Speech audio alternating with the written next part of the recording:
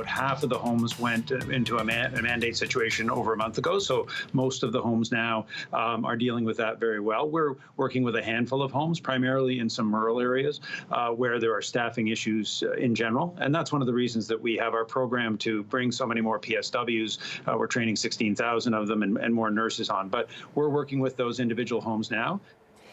Today is the deadline for long-term care workers in the province to have their first dose of a COVID-19 vaccine. Staff who don't present proof of a first dose must show a medical exemption to be able to enter a long-term care home for work. Today was initially set as the deadline for workers to be fully vaccinated, but the Ministry of Long-Term Care pushed that date back to December 13th to accommodate NACI's new guidance on vaccine dose intervals. To discuss the impact expected from a vaccine mandate in long-term care, we welcome back to CP24 tonight Dr. Amit Arya, Palliative Care Lead for Kensington Health, Toronto, and Dr. Naheed Dosani, Palliative Care Physician and Health Equity Lead at Kensington Health. Thank you both for making time for CP24 tonight.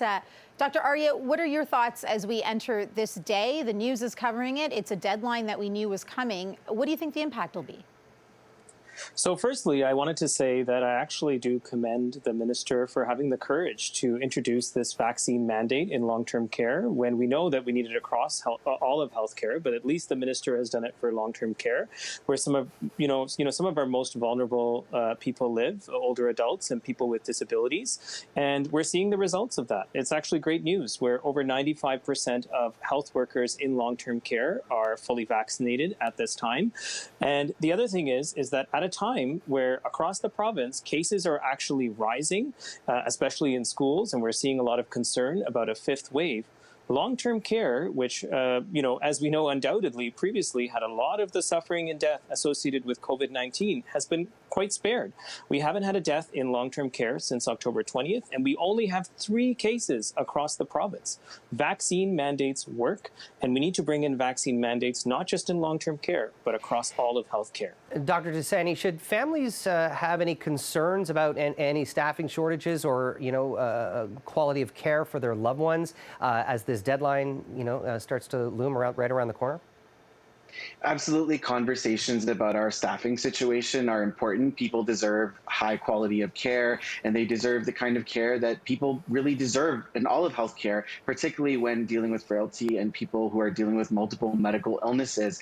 The reality is that whether you pay for it now or you pay for it later, we have to recognize that if people are going to get sick of COVID-19 when they're working the front lines, they're not going to be able to work. And so vaccine mandates allow us to ensure we have a protected health worker population that's going to keep vulnerable people sick. The other thing is, if we're really talking about healthcare worker shortages, we have to have a real conversation about the structural reasons why there are health worker shortages to begin with. If the Ontario government is serious about addressing this, they should repeal Bill 124, which I know has been discussed many times on this program, but is worth talking about, the actual reasons why our nurses, for example, who work in the healthcare system may not be working or want to work in healthcare because of their wages, for example, not to mention the many other issues that are affecting our long-term care system right now. Mm-hmm. And Dr. Dosani, I know that you do ask the question. I wonder what the answer is when you ask, if you don't believe in vaccinations, why are you in healthcare? Are you all having those talks, and what are you hearing from people?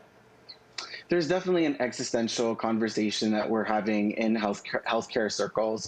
You really beg the question, if you're a health worker who works in healthcare and believes in caring and healing people and making sure people's health is optimized, then why are you in healthcare if you don't believe in the science behind that? I think it's a fair question, but it's really just the first question. We have to recognize that people who are not yet vaccinated in our communities are probably a continuum of people. There are those loud, people who we've labeled anti-vaxxers and get talked about a lot and probably get too much press, frankly. There's a lot of people who just need to be, connected with. They need a trusting person, build relationship, rapport. They need empathy and compassion and need to feel that they're being heard to get there. So that's why, these interventions at these long-term care homes are really important. And I am certainly hoping that we're seeing those kind of interventions. I know culture and language play a role as well. So it's certainly a nuanced conversation. conversation. And furthermore to that, Dr. Arya, the vaccine rollout has been pretty much almost about a year.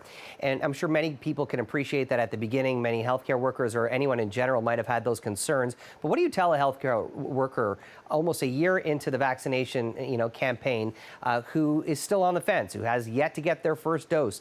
How do you reconcile with someone who's working in healthcare, who's still at this point, this deep into the pandemic, still doesn't want to get vaccinated?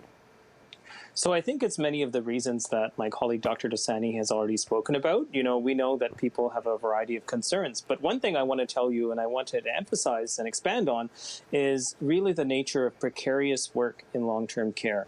Many people are working multiple part-time jobs to try to string together a living. They don't have a permanent job at one long-term care facility. There's people who are agency workers who kind of just go in very temporarily to some place and they don't even know where they're going, for example, in the morning. So they're often the most precarious of health workers. There's people who are undocumented and maybe scared about presenting documentation to get vaccinated. So really, one way to improve our vaccination rate is to address this issue of lack of labor regulations and precarious work.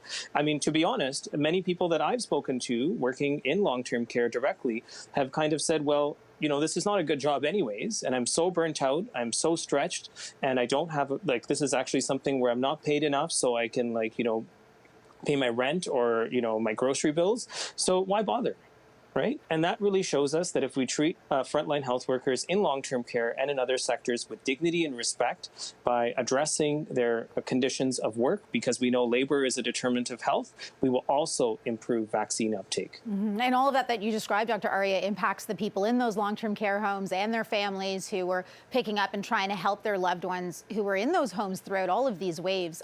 Dr. Arya, you applauded Minister Rod Phillips for bringing in this vaccine mandate in long-term care homes. Is there anything that you see from this government that's addressing all of these other issues that you and Dr. Dosani are pointing out?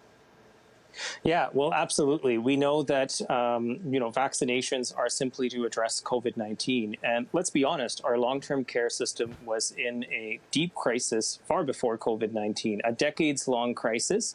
And after all the suffering and death we've seen during the pandemic, now is the moment to fix long-term care. And sadly, what we're seeing from this government and from the minister is a bill which is called Fixing Long-Term Care, but actually is not addressing many of the long-standing structural inequities in the system. That starts by improving working conditions, and we talked about that. It starts by actually urgently hiring more staff, whereas, their current plan is waiting until 2025. And we know that the average life expectancy of someone in long-term care is just around 18 months. So waiting until 2025 is obviously not appropriate. And then, of course, we've seen the dangers of for-profit long-term care across our province through the pandemic, where we even had the military in many of these facilities. And in spite of these mass casualty events, I don't know why the government is actually handing these same facilities and these same for-profit corporations 30-year licenses. And we're actually expanding for-profit long-term care in our province. It just doesn't make any sense. And we know the solutions, so the government has to step up at this time. This is honestly not a partisan issue because all of us are aging. All of us have loved ones who are impacted to this who are impacted by this pandemic, or loved ones who may need the long-term care system very soon. So really, this is a plea from everyone to kind of fix the system, move towards not-for-profit delivery, hire more staff, improve working conditions. Mm-hmm. Dr. Dosani, do you see any of that motivation coming from the Ford government, at least now that there are vaccine mandates in place? Not really. When you really look at the Fixing Long-Term Care Act, it's not really actually fixing long-term care. It's just announcing more policing and more enforcement and applying kind of a Band-Aid to a system that really needs an overhaul and transformation.